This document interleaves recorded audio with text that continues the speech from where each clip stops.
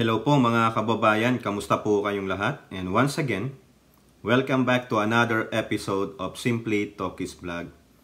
Tumuli tayo mga kababayan, no? Magbibigay na naman tayo ng ating opinion at reaksyon sa mga maiinit at mga nagbabagang mga balita, politika sa ating bansa. Ito nga po, the boat is sinking. Pero nandun pa rin yung kapitan ng barko. Kasi yung kapitan daw po ng barko, mukhang pinasara yung 2-story hotel rooms dyan sa London. So, London Bridge is pulling down.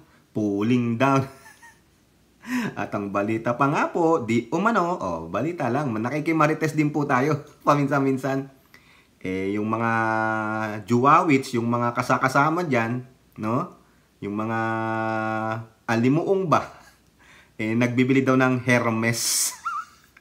Nag-shopping galore. Biruin mo, no? Papagamot lang, pumunta pa ng London na masahe yan. Tapos pinasara mo 2 floors ng hotel. Anong hotel? Magkano per rooms? Per night? Tapos nag-shopping galore? Oy, di ba nga naman? Ikaw naman to kasi chismoso ko rin. Yun lang po yung dinig-dinig natin. Siyempre, tayo naman kaya nga tayo tinawag na minsan tolits Tol, anong litis? Di ba? Kung sa babae, may marites. Sa lalaki, tolits.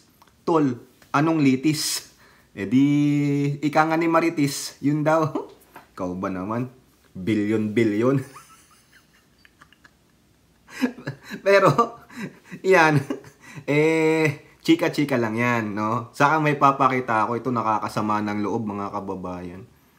Yung ito nakakita ko sa Facebook, sa balita ng balita. Grabe po yung pang-aalipusta na tinanggap, no? Ng ating Miss Universe Philippines. Yung kakapanalo lang, yung, di ba, siya ang magre-representa sa atin sa Miss Universe pageant. Grabe mga kababayan naman yun, no? Antindi po, ayan no? Grabe, yung sino ba yung tao na yan? Tinawag ba namang baluga? O pasensya na ha, hindi ko po matanggap Tawagin mong baluga, yung tao, ano yun, namumuhay tayo nung wala pang ano, yung maging ano ka naman, maging sensitive ka naman, no? Kakahiya naman, sa panahon ngayon mga kababayan, wala na dapat ganyan. We should accept a person, whatever, the color of their skin, yung kanilang, yung mga dilaw nga, tinatanggal natin sa paninindigan nila. Unless otherwise, talagang yung gumagawa na sila nang hindi ka aya-aya sa atin. Pero ito, suportahan natin. Yan ang napili ng mga hurado. At nagpakahirap naman yan para sumali sa contest na yan. Tapos sasabihin nyo lang, you judge her by the color of her skin. Ako maitim din po ako mga kababayan. Ang hirap sa atin no? Yung iba nating mga kababayan. Napaka-insensitive mga kababayan. Meron nyo yan isingit lang natin. Di ba kayo anong masasabi nyo dyan? So, sa palagay ninyo, yung mga maiitim na tulad ko, wala nang beauty? Oo, beauty is in the eye of beholder, but be insensitive naman, whatever you called it. Maging sensitibo naman kayo. May pakiramdam din yung tao, at siya ang magre-representa sa atin sa isang pageant. Inaalipusta nyo because of her color of her skin? Maya naman kayo. So, ibig sabihin, pag maitim na, baluga na, pangit na. So, ano ang definition nyo ng beauty? Yung gumagamit ng gluta? Ganon? Maya naman kayo, tignan nyo yan kung sino yan. Yung mga taong umalipos na sa inyo, ay naway karmahin kayo. No? Nakakahiya po, nakakagalit nung nabasa ko yan. Gusto ko nang komentuhan sa gusto kong i-content. Kaso sabi ko, hindi nararapat bigyan ng pansin. Pero nakakahiya po Inalipusta ang kulay, tapos sinabi pang imposibleng makapasok yan sa top 20 o top 10. Na-judge na kaagad. Grabe naman po. Nakakahiya po mga kababayan. No? So kayo, ano masasabi nyo dyan? No? Siningit lang natin, naawa po ako dun sa ating representante ng Miss Universe. Hindi sa yung kulay ko ay kulay nyo din. Hindi po eh. Yung napaka brutal na ano, hindi porket kilala ka sa entertainment industry o sa kilala ka ng madlang people, ganyan ka na. Wala ka man lang humility. Mas sinasabi mong call it a spade o call it what is, pero maging sensitibo ka naman. May pakiramdam din yung tao, no? Hindi porket ganyan siya, ganyan. Yung mga tao talaga, just like we're living in ano, yung slavery pa. Porket hindi niya kakulay, mataas na antas ng buhay niya, mangyayapak na ng pagkatao, grabe, no? Nakakahiya. Sana maturuan ng leksyon yan, no? Kung may pelikula man yan, director pa yata ito, kung may pelikula man yan, boycott nyo na. Hindi po dapat nilalagay sa ano yung mga ganyang tao, mapang-alipusta, mapang-mata, mapang-lait. Kakahiya, kapwa Pilipino mo pa. Visit, no? O ngayon, punta po tayo dito sa topic natin, mga kababayan. Kaya ko po nasabi, the boat is sinking kasi po, yung isa po na boat rich na lugar, yung kanilang governor, kumalas po sa partido, ano, yung Partido Democratic kung Pilipino ba yun? Yung PDP ni Digong. Yung governor ng Cebu, si Governor Glenduin Garcia. Nag-quit po siya. Ayaw niya na kay Digong. Ano po dahilan niya? Mamaya ipapakita natin sa inyo yung kanyang dahilan bakit siya nag-quit.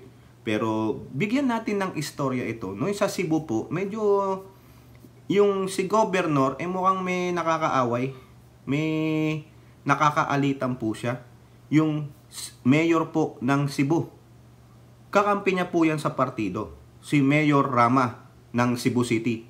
Magkasama sila sa PDP laban ni Digong, no? I think Vice President yata ng PDP laban itong si Cebu City Mayor Rama. Nagkakaalitan po sila ni Governor, no? Dito po sa balita ng Manila Bulletin, iba-background natin bakit humantong sa pagre-resign itong si Governor Gwendolyn Garcia ng Cebu sa partido nilang PDP, no? Nung ulat po nung Marso 22 taong ito, ayan po yung balita sa Manila Bulletin.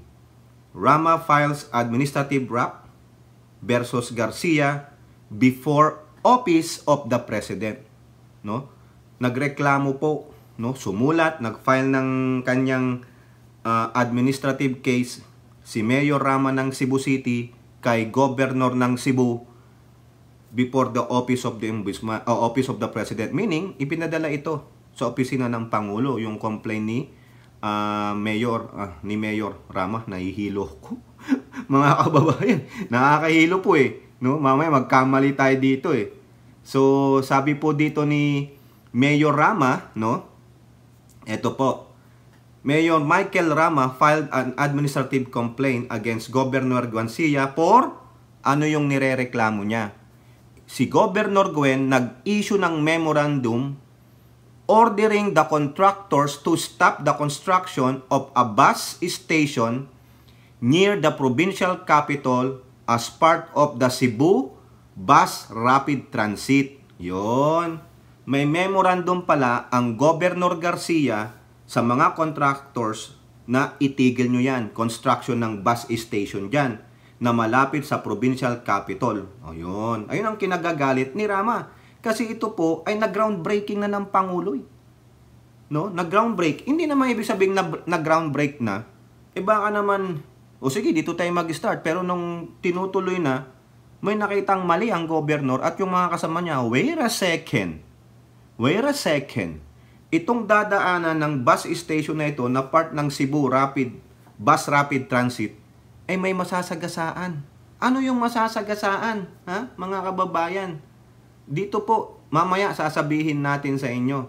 Ito lang pong nirereklamo ni Mayor Rama ng Cebu City. Sinasabi niya, Garcia, by issuing the assailed memorandum, violated the Constitution, the Administrative Order 23 Series of 1992, o panahon nito ni Ramos, the Local Government Code, the Code of Conduct and Ethical Standards for Public Officials and Employees, and the Anti-Graft and Corruption Practices. Naku, ang daming sinite na mga violation base dun sa memorandum ni Garcia. Kasi, ito pong sabi ni Garcia. Garcia had earlier issued a cease and desist, tumigil. No? Tumigil muna kayo. Order that sought the stopping of a civil works on province-owned lots along Osmeña Boulevard. So, pag-aari daw ng probinsya yon. So, meron sigurong jurisdiction doon si Governor Guen kasi siya ang governor ng probinsya.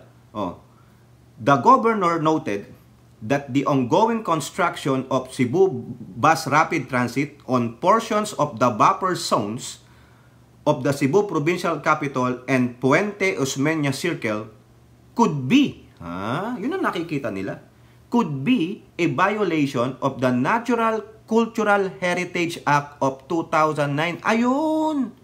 Yun yung pinag-uugatan kasi may masasagasaan na ito palang parte na parang madadaanan itong Cebu Bus Rapid Transit or CBRT ay isang cultural heritage. Di ba? Republic Act number 10066. Di ba? Kasi maalala nyo, ito, nakakapagtaka lang ito. Siguro ito, experience nyo, nakita nyo. Ako din. Nung umuwi kami dyan, no? Ilang beses na ako nag-uwi-uwi ba? Nakita ko, merong puno. Sa gabal sa daanan, Sa gabal sa daanan. Sabi ko, teka muna, bakit yung puno na yan? Hindi tinatanggal, disgrasya abutin mo dyan, lalo na sa gabi. Sasabi nila, ano yan? Hindi pwedeng putulin kasi parte yan ng history. Nagtaka lang talaga ako. Sabi ko na lang, ma-part of history ka na pag nadedo ka? Pag nabunggo ka, maraming ganyan, di ba? Minsan nga yung linya ng kuryente, poste, sa gabal sa daan. Itong mga to, sabi ko, pwede naman sigurong ilipat yan. No, sa isang lugar na lang, pero hindi putulin ng puno, kundi ilipat. Mas gusto nyo, wag nang putulin, ilagay lang dyan. Paano naman yung buhay ng mga tao? Yun lang yung obserbasyon ko at komento ko. Pero dito, kay Governor, nakita niya, wait a second, itong part na dadaanan nitong CBRT ay isang parte ng National Cultural Heritage. Sabi niya dyan, along the Cebu Provincial Capital and Puente Osmeña Circle. Ayan. In the complaint, Rama said he is frustrated with the social disturbance, economic loss, and political turmoil brought about by Governor Guen Garcia. The mayor asked the president, nakikiusap siya sa presidente, to initiate a thorough and impartial. Wala naman sanang partiality kasi itong si Governor, siyempre, maka-admin yan. Kasi ang anak niya, si current DOT Secretary Cristina Prasco. Si Governor Guen, maalala nyo kung paano niya kamahal ang anak niya. Naalala nyo yung fiasco noon sa advertising ng Love the Philippines?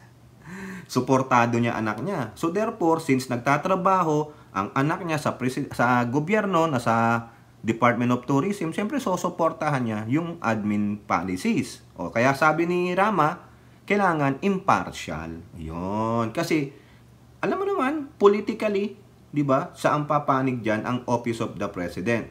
Okay? Ngayon, hindi po makapag-komento si Governor Guen that time kasi nasa ibang lugar daw po siya. Sinasabi pa ni Rama na siyang Cebu City na kung maaari, i-preventive suspension si Governor Guen para hindi naman po maka-impluensya sa investigasyon. So, ito po mga kababayan at kaibigan, ang kopya ng reklamo ni Mayor Rama kay Governor Guen na ipinorward sa Office of the President. Makikita nyo po ito, nasa Rappler ito yung balita ng Rappler. In-embed nila yan dyan. In-embed. Dila, lumalabas. Parang naalala nyo yun? Sinong mayor yun? Yung malabat yung... Di ba? Now, eto nangyari, mga kababayan. Nung lumabas na yung ganyan awayan nila, nakita, susuportahan lang natin, Medyo mahaba-haba ito. Dami natin article. Dito po sa balita ng Sunstar Cebu. Sunstar Cebu nga ba ito? No? Si Governor Gwen Garcia gains more support versus Rama. Oh, so marami pong sumusuporta kay Governor Gwen. Ayan lang po yung sabi. Oh, yan na, March 24, 2024. No? Okay, so at least maraming naniniwala kay Governor Gwen. Maraming kumakampi. Remember, vote rich. Maraming boto dyan sa Cebu. Diba? Nag-pledge nga yan noong 2022. Pag nakuha mo ang Cebu, malamang milyon ang makuha mong boto. Kasi one Cebu nga sila, mga kababayan, nagkakaisa sila. Pero this time, mukhang hindi nagkakaisa yung kanilang Cebu Mayor at Governor. Mukhang nag-aaway. Diba? O, mamaya kayo, sa palagay ninyo, sino ang tama dito? Ha? Sino ang tama dyan sa dalawa? Kasi wala pa pong desisyon eh. Ang Office of the President baka nag-iimbestiga pa, no? Talagang binubusisi itong complaint na to kasi mahirap to eh. Bakit? Kasi alam naman natin, no, sabihin ko na, no, sinabi ko na yan kanina, na itong si Governor Gwen, suportado niya ang administrasyon. Eh si Rama ba? Di ba si Rama?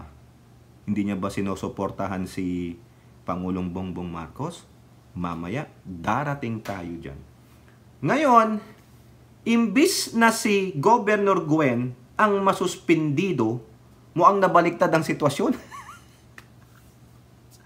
Di ba? O, ito, tawa na naman tayo ng tawa.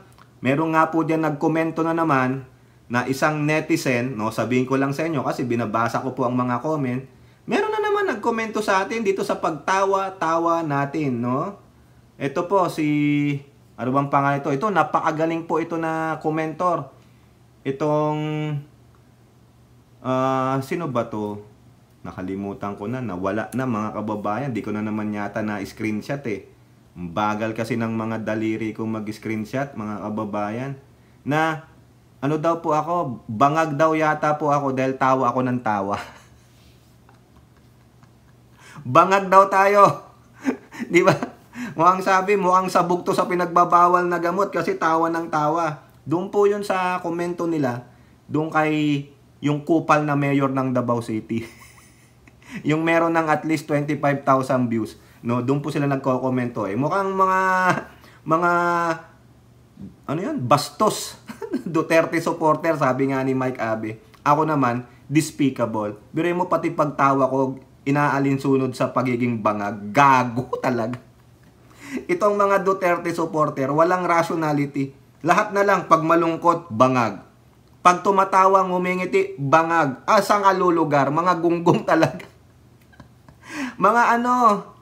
Mga pathetic loser itong mga Duterte supporters. Lahat na lang papansinin eh, no?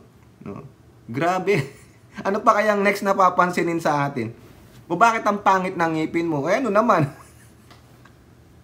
Pakialam mo. Punta ka dito. Magkita tayo dyan sa San Diego at ng ingod-ngod ko ang mga ulo nyo dyan sa Ribulto ni Rizal, dyan sa National City. Ha? Para naman tumali-talino kayo. Ano ba yan, Dr. Gat Jose Rizal? Itong mga... buti na lang, hindi mo lahi yung mga yan, no? Mga lahi ni Judas Iscariot yung mga yan, mga makapili, oh. Tingnan nyo to, oh. Nakakuha ko lang po yan, ha, oh. Di ba gumaganon, oh. Tapos nakabayong. Oh, ito, asarin pa natin sila. Tawa pong na, Laura, tumawa ka nga dyan. Ikaw, Kai, ha? Kayo, na nagda-lunch break at pinanonood nyo ako sa big screen. Hoy, wala akong pulbus. Ayoko magpa-parlor. Ano ako dyan, ha? Pwede magpagupit. O, ayan, nagpagupit na ako para look pogi naman ako. Mukha na kasi akong mukha na akong balugang-baluga, di ba? Sabi nung yung ng alipusta kay Miss Universe natin. Miss you, ha? Suportado kita. Pagdadasal kita, sana makapasok ka sa top 5 at eventually manalo ka at sasampalin natin. No? Hihiramin ko ang kamay ni Glenn Chong para ipangsampal natin dyan sa nanuya sa'yo na ikaw ay isang baluga, hindi ka daw makakapasok sa top 20 o top 10. Gago. O, sama natin yung mga balahura, bastos, Duterte supporter. Ha?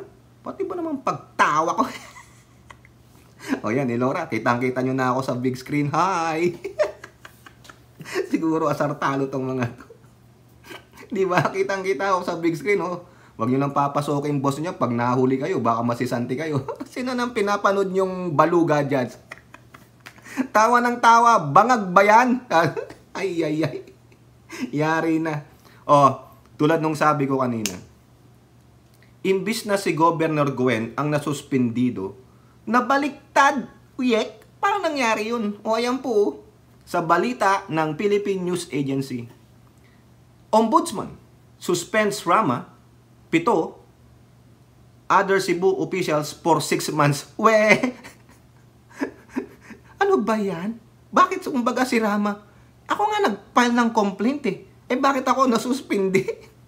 Kumbaga ako nga bumato ng boomerang eh. Di ko akalain sa akin babalik. Bakit kasi boomerang ang binato mo? Dapat binato mo ng Notre Ban. Ang tanong, yan ba ay utos ng Pangulo? Ha? Bakit sinuspindi si Rama? Hindi po eh. Ombudsman eh. Si Martires ang nagsuspindido sa kanya. Anong dahilan ni Martires? Bakit siya sinuspindido? Yan po, hindi po related doon sa complaint niya kay Governor Gwen tungkol doon sa CBRT. Meron pong mga empleyado doon sa syudad niya, 4 po sila, mamaya babasahin natin, no? Na nagreklamo. Okay? Bakit siya nireklamo? Ito po. The Office of Ombudsman on Wednesday suspended Mayor Rama and 7 other city officials over the alleged non-payment of salaries of several City Hall employees. Ay, nako. Hindi daw pinasahod yung ilang mga empleyado. I think 4 sila eh, no? Rama and the 7 other officials, blah, blah, blah, blah, blah, blah, were ordered suspended for 6 months. Ang tanong, with pay ba yan? Kasi suspension without pay, suspension with pay. Okay na yon. Kesa naman hindi ka sumasahod. Wala ka nang ginagawa. May sahod ka pa. Di ba? Laura kay, very privileged naman yun. Yun nga lang, may bahid ng dumi yung iyong resume. Ay, suspended. Kasi administrative ang kinaso. Hindi nagbinabayaran yung mga ibang empleyado. Biruin mo naman, nagtatrabaho ka, walang sahod. Ano yun? Pinaalam ba sa'yo? Volunteer ka? Ano yun? Labor of love? Di ba kay? Ikaw ba kay nagde-labor of love? Ha? Ikaw, Elora, nagde-labor of love? Ha? Hindi po yung labor of love, hindi yung nanganganak, ha? Labor of love yan. Ano yan? Nanganganak siya eh. Hindi. Yung labor of love, ibig sabihin nagtatrabaho ka voluntary kasi mahal mo. Yung ginagawa mo, saka yung pinagtatrabahuhan mo, mahal mong tulungan sila, mahal mong magboluntaryo ka, kaya hindi ka na nagpapabayad. That's what you call labor of love. Hindi po yung nanganganak. Dahil after nyo mag-love, nabuntis manganak. Di ba kay? Si Kay na lang. Kasi baka yung iba magalit pa eh. At least yung si Kay, yung mga kamag-anak niyang si Ay at si Day, pare-pareho sila. Di ba? Ito po sabi ni Ombudsman Samuel Martires. In a 10-page resolution, Martires said they found a sufficient grounds to issue the preventive suspension against the mayor because of grave misconduct, conduct unbecoming of a public officer, and conduct prejudicial to the best interests among others. Ayun. In accordance with Section 27 of Republic Act No. 6770, this order is immediately executory. Ay, talaga. Ha? May 9 ito binilita. Nilabas yung order, I think May 8. Suspendido si Rama. Ha? Notwithstanding any motion, appeal, or petition that may be filed by respondents seeking relief from this order, unless otherwise ordered by this office or any court of competent jurisdiction, the implementation of this order shall not be interrupted within the period prescribed. O yun. Unless wala daw appeal, wala daw ibang mga yung magbabaliwala, magpapatigil doon sa order ng ombudsman, the suspension is immediate. Hindi pwedeng ma-interrupt. Ayun. Ang tanong, nag-file ba ng motion, no? Si Rama at yung kanyang mga kasamahan. Wow. The case stem, yung kaso daw po, yung complaint sa kanila, of several City Hall employees who were removed from their posts and assigned to other departments.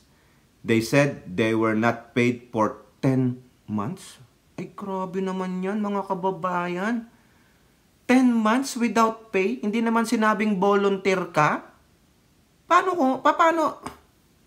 Ang laki niyan. Talagang dapat ngang imbestigahan. Ha? Okay? So, preventive suspension para hindi po siya maka-impluwensya. Eto po, ano po nangyari doon sa mga workers na nag-file nung kaso kay Rama at yung sa iba pa? Eto po, ulit sa Sunstar. Sunstar Cebu ito eh. Workers responsible for Rama suspension cry foul. No? Kumbaga, dito nung nabasa ko to, sinisisi sila nung mga kapwa nila empleyado sa City Hall, bakit daw dinamay pa si Mayor Rama. Ayan no, nandiyan no. In a text message on Saturday, May 11, 2024, Sybil Ann Ibanez, one of the complainants, said that when the order came out on Wednesday, May 8, yung nga po, a fellow employee confronted her and told her, Bisaya. So ito po yung you all have a thick face for including the mayor. Ay, ang kakapal daw ng mukha nyo. Bakit nyo dinamay si mayor? O ikaw ba, nagtatanong ka? Alam mo ba yung merit ng case? Bakit ka nagsasalita ng ganyan? At ano ang karapatan nitong empleyado na ito na pagsabihan yung mga complainant ng ganon? Dapat kung ako, isama ko yan sa kaso eh. Sama kita, wala kang karapatan dahil hindi mo alam ang kwento. Ngayon, kung atsutsutsu ka, sip-sip ka kay mayor, ala kong pakialam. But you don't talk to me like that. Dito yan, bawal yan. Bawal kang makialam sa kaso, empleyado ka. Hindi ka involved doon sa kaso unless otherwise they involve you, then you can comment. Pero pag wala, sa atin kasi sobra eh, yung mga kiss ass, yung mga ass-licking puppets, yan, ganyan po sila. Yeah, grabe oh. Nilipat po kasi sila eh.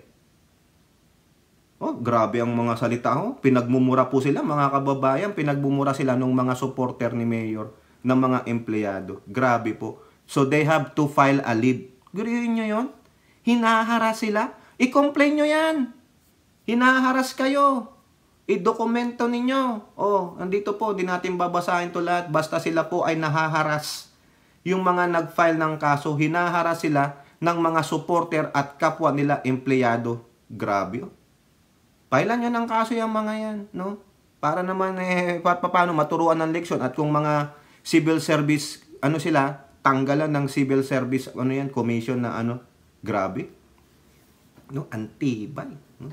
Kaya sa atin, talagang walang pakialam ang mga tao kasi hindi nakakatikim ng kaso. Kasuhan ninyo. Kung ako, kasuhan ko yung mga yan.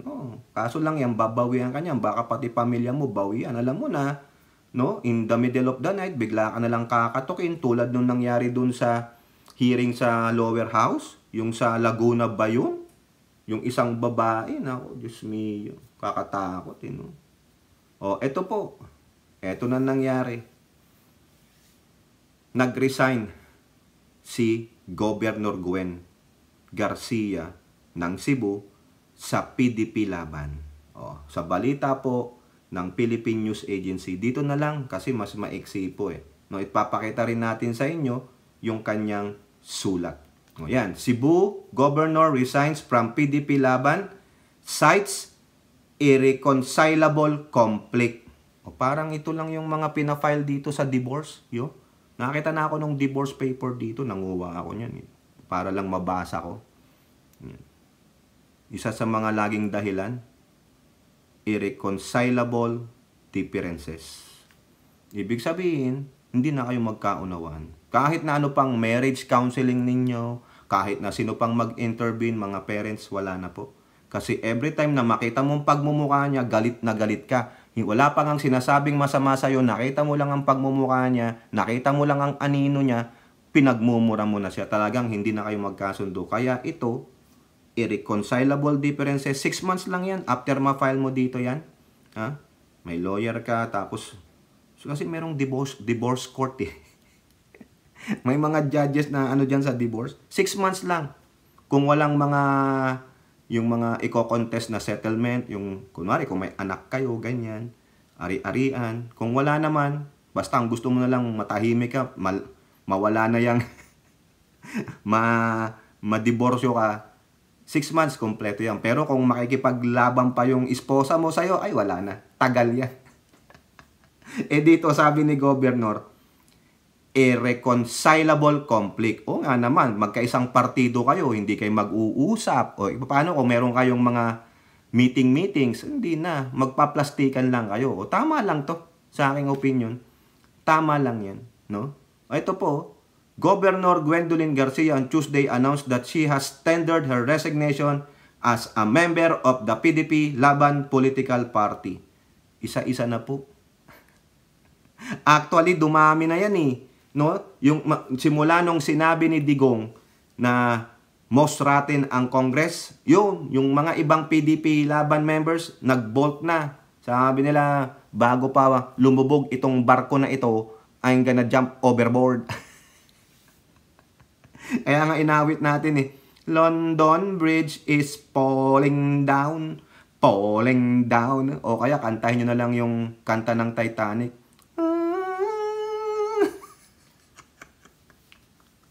Di ba, Elora? Every night I see you. Tama ba yung kinakanta ko? I feel you. I hold you. Di ba? Oh, ang laki-laki nun. Pero lumubog. Oh, di ba? Parang PDP laban lang yan. O PDP. Dati sila ang ruling majority nung panahon ni Digong. Ang dami nilang mga congressman, dami nilang governors, lahat. Ano nangyari? Simula nung sinabi ni Digong na you are the most rotten institution, ay wala na. Alam na nila eh, naaamoy nila eh, no? That this former president, prime minister ni Baal, no, walang mabuting gagawin. Yun, lumabas ang baho, di ba? O ako, aminin ko ulit. Sinuportahan natin yan. Kala natin napakagaling. Yung pala nung lumabas na tong mga to, mukhang tama ang mga dilaw. Di ba? Ikaw ba naman sabihan kang most rotten? Wala ka namang ginagawa. Walang mapakitang ebidensya. Yung sinasabi nilang MOEE, hindi mo pera yan. Nandun naman yung anak niya. Di ba? Nag-51 billion pa nga. Oh. Baka tanong lang, baka nga nakikinabang ba kayo dun sa 51 billion?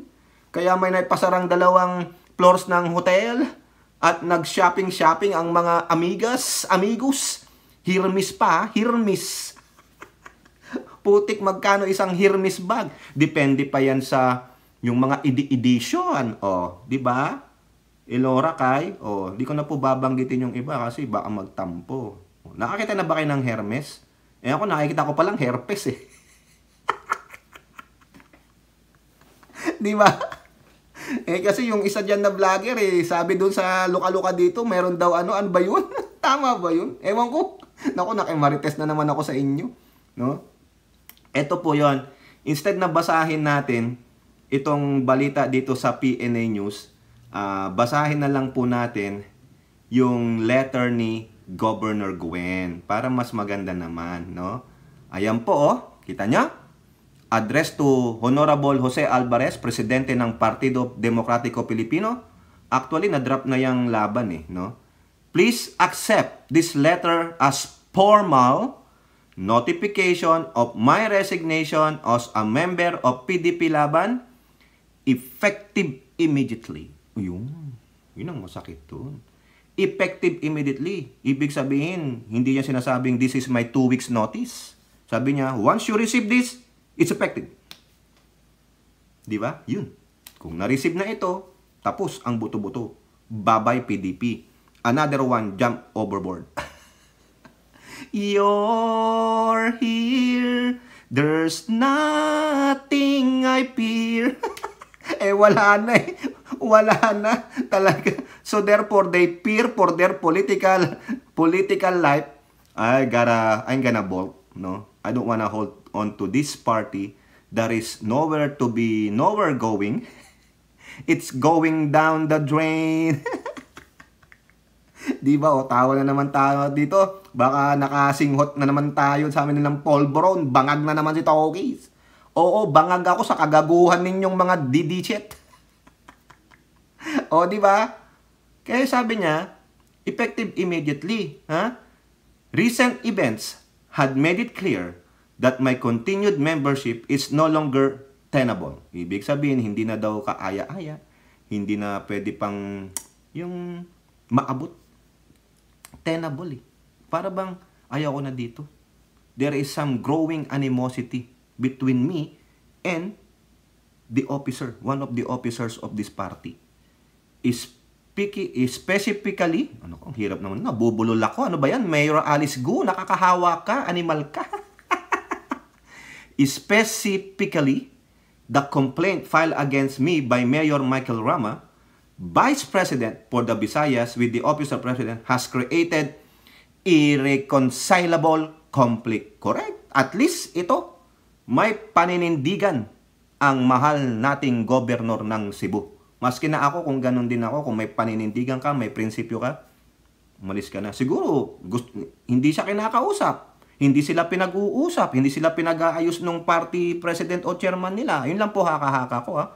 I'm not accusing. Kaya siguro ito, nagdesisyon ang governor na nobody's talking to me, nobody wants to talk to us or fix this dilemma or problem. So, no, it's a growing rip. Yung parang yung punit, imbis na konti lang ang nangyari, lalong lumaki. Ayan, kaya she decided, at least alam niya, no? Hindi natin po ito basahin ng mahaba.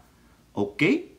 So, at least ang governor ng Cebu may paninindigan, may prinsipyo. Mahirap nga namang makasama mo sa isang grupo yung taong pinailang ka ng kaso, hindi mo na makasundo, kayo-kayo nag-aaway. So, what does it tells you doon sa kanilang partido? No? Bakit ganyan, no? Isa pa. Mukhang si Digong ang inaatupag, yun nandun eh. No? Buy me this, buy me that. Bill mo ko nun, bill mo ko nyan. Ha? Bilyones naman pala ang pera mo. Di ba, Elora at Kai?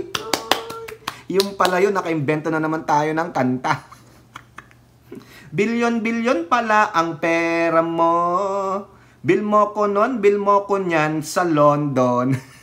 Baka hindi lang sa London nagpunta yan. Kasi alam nyo naman, di ba?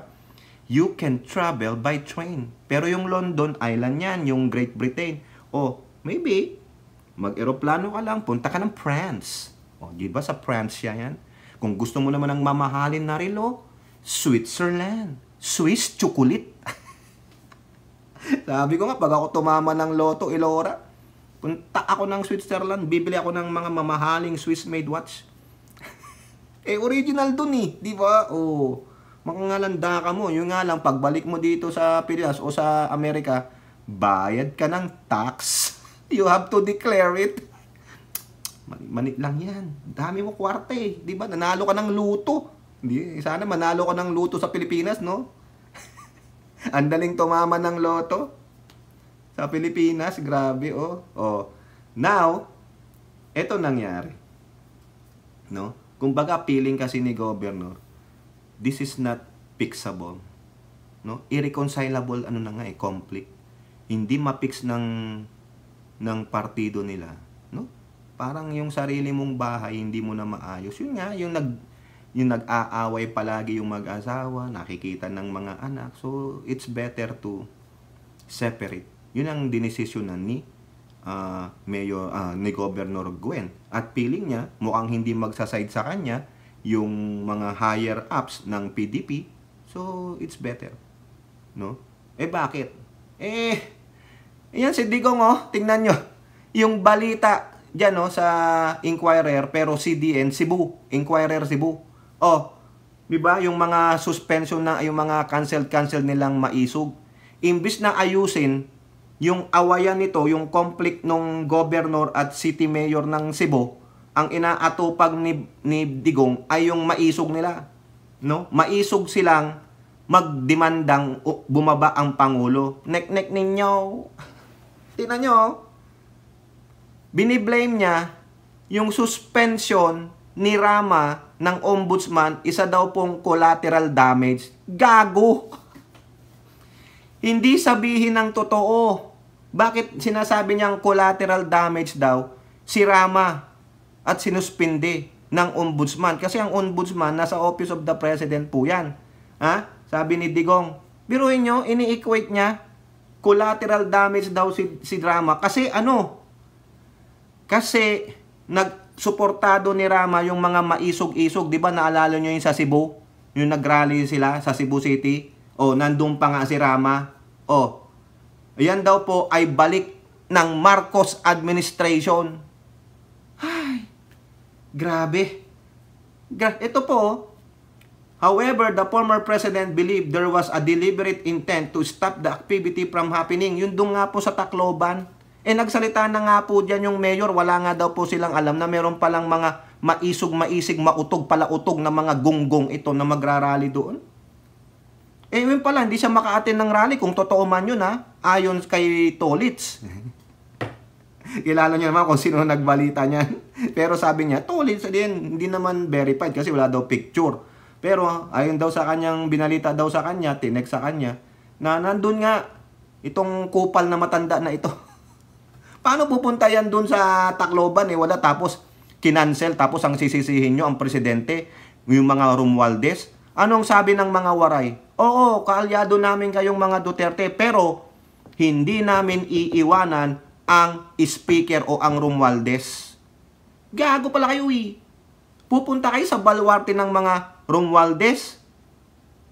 Sino kakampihan ng mga waray? Pagkakanulo ba nila yung leader na talagang tumutulong sa kanila? Kayo tutulong lang kayo kung merong mga disaster. Yung mga Romualdez, nandyan na yan. Parang kayo sa Davao. Ibig pala sabihin, kaming mga Marcos Duterte supporter, maisog kami sa Davao. Ano gagawin ninyo? Baka hindi nyo nga kami papasukin. Baka salubungin nyo kami ng mga Gatling gun nyo dyan. Di ba? Mga gunggong pala to si Digong Yung sinisisi niya ang Pangulo dahil daw, grabe Tapos sabi niya, as part of the Marcos administration policy of stifling peaceful dissent, they are doing everything to prevent this rally from happening. Ayan pa, sabi ni Rodriguez. Paputang ina naman itong si Rodriguez na ito. Sinisisi lahat nila. Collateral damage daw si Cebu Mayor Michael Rama. Innocent government workers were either relieved or suspended as collateral damage to these rallies, including Davao del Norte, blah, blah, blah, blah, blah, blah. Hindi nila alkunin yung merit ng case ng ombudsman. Bakit sinuspindido si Cebu City Michael Rama? Basta sinabi lang daw na sila ay collateral damage kasi itong gobyerno ng Pangulong Marcos is stifling a peaceful dissent of this freaking idiot na grupo ni Digong. Hindi, ayaw nilang ipaalam sa madlang people na kaya nasuspindi itong mga gobernador ng Davao del Norte, itong si Cebu City Michael Rama, na may mga nag-file ng kaso, nag-file ng complaint. Yun doon pong sa Davao del Norte, ang nag-file ng complaint doon ay si Mayor Uy. Umattend pa nga yan sa hearing dyan sa lower house Nag-file siya, hindi yata si Mayor Uy yun. Tama ba? Kay ano pala, Alvarez, mali. No? Basta mayroong reklamo kay Hubahib di ba? Sorry naman Pero, alam nyo, ginawa din naman ni Sara. Kung ganun din naman pala, yung mga nagreklamo kay Hubahib, yung mga Uy, saka isa, tinanggal nila sa hugpong na party nila, yung local party, kasi hindi na daw umaayon sa principle ng hugpong yung ginawa nila kay Governor Edwin Hubahib. Kita nyo? Hindi ba rin ba yan? Hindi rin ba yan paninikil? Kung may rason naman yung mga nagreklamo, lalo na kay Cebu City Mayor Rama, na inilipat sa ibang departamento yung ilang mga kawani nila at hindi napasahuran ng 10 buwan. Bakit hindi nyo sabihin yan? Bakit hindi kayo magtanong sa ombudsman? Tanongin nyo ang ombudsman, si Martires. Ikaw Martires, sinabihan ka ba ng Office of the President na isuspindi dito? May political ano ba yan? Hindi. At mind you, sino nag-appoint kay Martires sa ombudsman? Di ba si Digong? Kayo, bias. Basta lang, lahat na lang ng hindi papabor sa inyo, lahat na lang ng mga ganito, yung hindi kayo napayagan, hindi kayo nabigyan ng permit, hindi kayo natuloy, maski na may bagyo, may construction, may improvement na ginagawa, yung airlines ang mismong nag-cancel, lahat sisi. Lahat isisisi sa Pangulo kasi bakit? Ang sabi nga nila, lalo na si Ka Eric, na a rebel always a rebel. O, di ba tama ako? Kala nyo hindi ko alam. Tinutuya niyo ako, bakit ko sinasabing si Ka Eric is a rebel always a rebel? Totoo naman, tignan nyo, yung inaasta dyan sa kanilang walang kwentang, yung yung Marcos alis dyan. Ano karapatan yung magsabing Marcos alis dyan, Vic Rodriguez? O ikaw, rebel always a rebel? Wala nga kayong bilang, wala nga kayong ebidensya na may, sabi ni Eric, yung economy daw natin ay pabulusok sa kumunoy. Eto mga kababayan, kakadalaw ko lang kay PCO sa Facebook page. Buti pa nga to, dinadalaw ko. Daig ko pa to nasa nanliligaw Panay ang dalaw ko. Hindi naman ako sinasagot. Pero dito, si PCO, sinasagot ako. Sabi niya, sige na nga, yes na nga, talkies. Ayan, bigay ko na sa'yo. Huwag mo ibigay ang ano mo. Ang ibigay mo, informasyon. Diba, Elora? Ayan, ano sabi ni my idol? Hindi ko na tawaging Ninong kasi dami po nagre-reklamo, minumura ako. No? Bakit ko daw tinatawag na Ninong? No? Nagagalit po yung mga ibang Marcos loyalist at supporter kasi ini-exclusive ko daw po si PBBM at si FL Lisa, minumura po ako. Kaya wag na po, no? Kaya mahirap po talaga. Mahirap ding i-please yung mga ibang mga PBBM loyalist at supporter, no?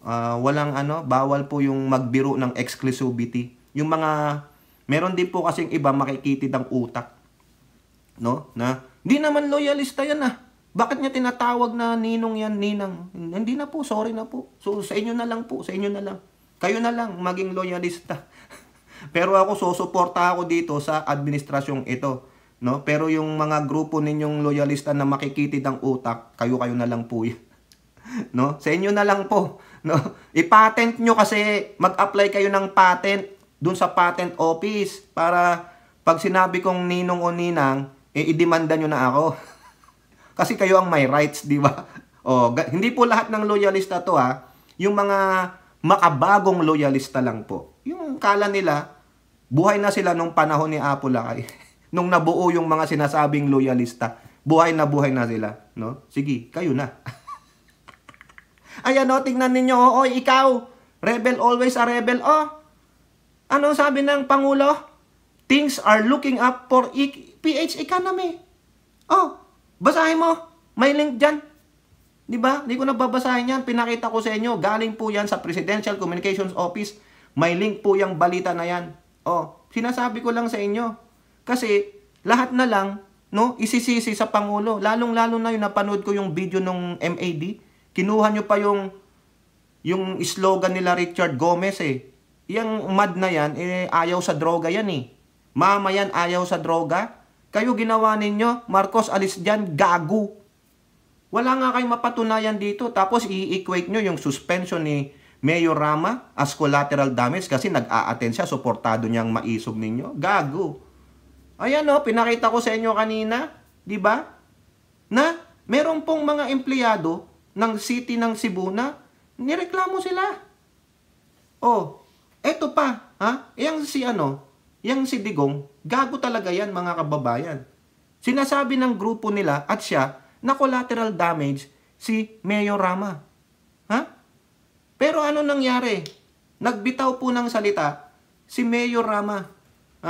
Nung April 26 pa ito, after nung Cebu, rally ng mga maisog. Kasi sinasabi, ganito yan si Mayor Rama, anti-government naman yan Ano ang sabi ni Mayor Rama in defense of him? Ayan sa Cebu News, Rama to BBBM, you are my president. Therefore, sinusuportahan niya. Diba? Ayan He condemns critics who sowed intrigue between him and the president, feeding ang Malacanang official false information that he has cut ties with Marcoses. Diba? Hindi ibig sabihin, pumunta lang siya dun sa maisog para at least alamin niya. Sinabi niya nga noon no, bago magsimula yung maisog-isog sa Cebu, nagpaalala na siya na sana walang magsasalita ng masama, umura. Nakiusap siya. For the sake of their party at the sake of their city. Ayan ang mayor. No? Yung away nila ni Governor Gwen, it's about sa kanila yun. No? Kung ano man yung pinag-aawayan nila, labas ang gobyerno dyan, Marcos. Ngayon, may nag-file ng mga kaso laban kay Cebu City Mayor Rama na administrative case eh. Hindi, ikaw ba naman nagtatrabaho ka, inilipat ka na walang dahilan? O, siyempre mag-file ka ng kaso. Yun ang nakita ng ombudsman, may merit ang case, sabi ng ombudsman, nabasa natin. So therefore, preventive suspension lang para hindi sila maka-impluensya sa gagawing mga investigasyon ng ombudsman. Diba? Kawawa po yung mga na agrabyado eh. Tapos yung iba, minumura sila, inaalipusta. Tapos itong si Digong sinasabi na gawa ng Office of the President. Grabe oh. Diba? The City of Cebu under my leadership strongly support PBBM and all duly constituted authorities no matter what. Oh ayan. My support to the President has never withered but rather very much resolved and steadfast. O ayun po, dinipensa niya sarili niya. Give credit natin ito. Yun nga lang, very unfortunate na hindi maiwasan na siya ay masuspindi kasi hindi sa udyok ng presidente. Hindi sa udyok ng Office of the President. Bagkus, doon sa merit ng case na inilatag ng mga kawani ng kanyang nasasakupan, ng kanyang administrasyon bilang mayor sa Cebu. Ayun ang nakita ng ombudsman.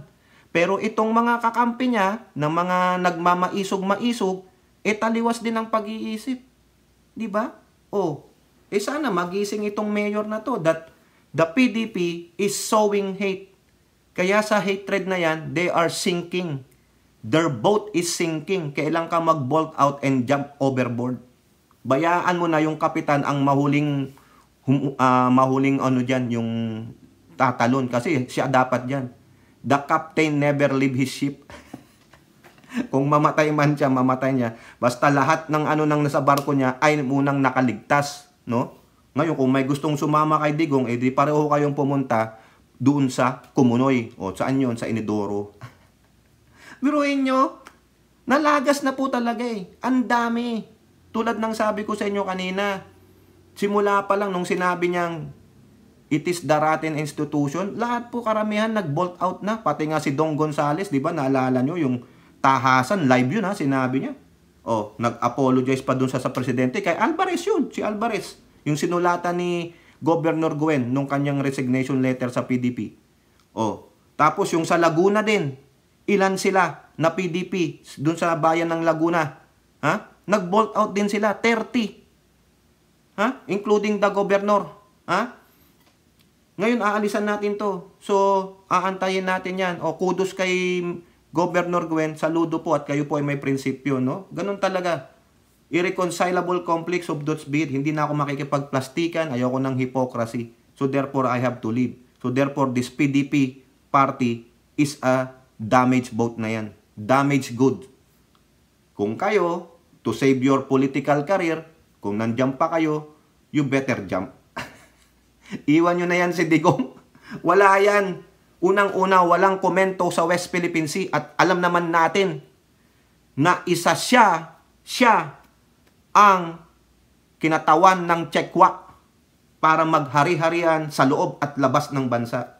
Eto mga kababayan, latest din ito. Noong May 27 lang nabalita sa Manila Bulletin. Kaya sabi ko sa inyo sinking ship ang PDP. Ayan idagdag natin. Bago si Governor Gwen nag-quit, nag-resign sa partido nila. 60 PDP laban members in Nogres Occidental Bolt Party. Ayan. Yan pinangungunahan ito nino. Yan, Benitez speaks to members of PDP in a Negros Interim meeting before they tender their mass resignation from the political party. Ayan. The mass resignation was announced by Mayor Albi Benitez here in media interview on Monday. Benitez said they tendered and signed their irrevocable resignation after a meeting on Sunday. As PDP members were not even invited to their gatherings or meetings. So what do you expect? It is as we did not heed their call. Yun! Tingnan nyo kung gaano kung gaano ka sa laula. Kasi ang inuuna nila ay ano? Maisugrale. Ayan, naiwanan na nila, na-disregard na nila yung mga kanilang mga miyembro. So what you gonna do? Diba? Oh, saan ang pupunta nito? Baka ang punta nito, naku, nag-create sila ng sarili nilang political party. Kilusan na nagkakaisang Pilipino. Ayan, makipag-alyansa na lang po kayo sa partido ng ating mahal na Pangulo. Partido Federal ng Pilipinas. Or better yet, dikit lang kayo sa Lakas CMD. Kasi yung kay former Senator Tito Soto, yung MPC niya, nakipag-alyansa na eh. Alyansa na lang kayo. Di ba? Sa kakamaisog rally nitong si Digong at yung mga gago, engot niyang mga tuta, ayun, napabayaan ang mga miyembro ng kanilang partido. Bye-bye. Kaya nga sabi nila, bye-bye love. Di ba? Bye-bye na. No? I'm gonna run away. You're here. There's nothing I feel. Di ba kayo, Elora? Yun lang po, mga kababayan. Napakalungkot na ang isang gobernador ng Cebu, no, mahusay naman yan, sabi niya, wala na, damaged goods na, hindi na ito marirepair kasi mas inuuna ang maisog, inuuna ang pagpapabagsak sa presidente, nandun yung anak ko, di doon ako, puprotektahan ko ang anak ko, saka itong kay, hindi na ito dinimanda ba naman, kinasuhan ba naman ako sa Office of the President, pinasususpendido ako, ay wala na, bahala kayo sa buhay ninyo, yung 60 pa, dami nun, bahala rin kayo, hindi nyo kami naasikaso dito, so, maalala lang sila, pag kailangan na. Yun lang. Kayo po, ano pong inyong masasabi? Comment down below.